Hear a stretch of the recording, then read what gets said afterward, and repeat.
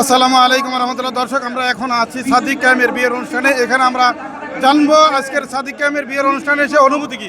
BP Sadiq কায়েমের তো বিয়ে হয়ে গেল, আপনাদের বিয়ে আমরা কবে খাবো? ইনশাআল্লাহ দোয়া করেন, আল্লাহ যেদিন হুকুম করবেন ওই দিনই বিয়েটা হবে। আসলে আপনাদের বিয়ের সাথে আমরা কবে খাবো? আমাদের বিয়ের দায়িত্ব যদি আমাদের ক্যাম্পাসের বড় ভাইরা দেয় তাহলে খুব শীঘ্রই খেতে পারবে। ভাই, আপনার বিয়ে কবে? ইনশাআল্লাহ ভাই, আল্লাহ যখন রাখবে। আসলে বিপি থাকা অবস্থায় সাদিক কায়েম বিয়ে করছেন, সেটা আসলে স্মরণকালের ঐতিহাসিক বিয়ে হয়ে থাকবে, যেখানে বাংলাদেশের অন্যতম গুরুত্বপূর্ণ ব্যক্তিবর্গ সব উপস্থিত ছিলেন। আমাদের উপস্থিত থাকার সুযোগ হয়েছে, অনুভূতি অনেক বেশি এক্সাইটেড আসলে।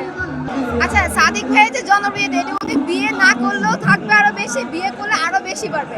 আর উনি এমনই একজন মহৎ আর মহৎ রীতির অধিকারী যে উনি এত ব্যস্ততার মাঝেও বলতে গেলে ঢাবির শিক্ষার্থী যতজনের পরিচিত ছিল সবাইকে কি দাওয়াত দিয়েছে। তো আমরা সবাই হচ্ছে তার প্রতি অনেক সন্তুষ্ট। আর তার জনপ্রিয়তা যদি বলি, সাদিক ভাই তার কাজ এবং কর্ম গুণের মাধ্যমে হচ্ছে সকলে মন জয় করে। আমার অনুভূতি খুবই চমৎকার। এটা একটি ঐতিহাসিক বিবাহ। ঢাকা বিশ্ববিদ্যালয়ের ইতিহাসে সবচেয়ে বেশি ভোটে নির্বাচিত ইসলামী ছাত্র শিবিরের প্যানেল থেকে বিজয়ী ভিপি সাদিক কায়েম। সাদিক কায়েম সারা দেশ এবং আন্তর্জাতিকভাবে পরিচিত একজন মানুষ। আমরা আশা করছি যে তার এই বিবাহোত্তর সংবর্ধনা বাংলাদেশে একটি ইতিহাস হয়ে থাকবে এবং এখানে সর্বশ্রেণীর মানুষ এসেছে, দলমত নির্বিশেষে সবাই এসেছেন। মন্ত্রী এমপিরা এসেছেন, বিশ্ববিদ্যালয়ের ভিসি থেকে শুরু করে সাধারণ শিক্ষার্থীরা এসেছেন। এখানে প্রায় 15,000 মানুষের খাবারের আয়োজন করা হয়েছে।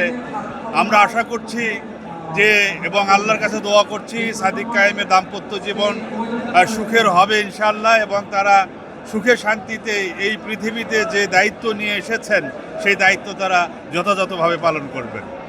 ভাই, আপনি আপনার কাছে জানতে চাই, সাদিক কায়েম ঢাকা বিশ্ববিদ্যালয়ে একজন জনপ্রিয় ভিপি, ওনার এই বিয়ের কারণে কোনো ভোটের সংখ্যা কমবে কিনা?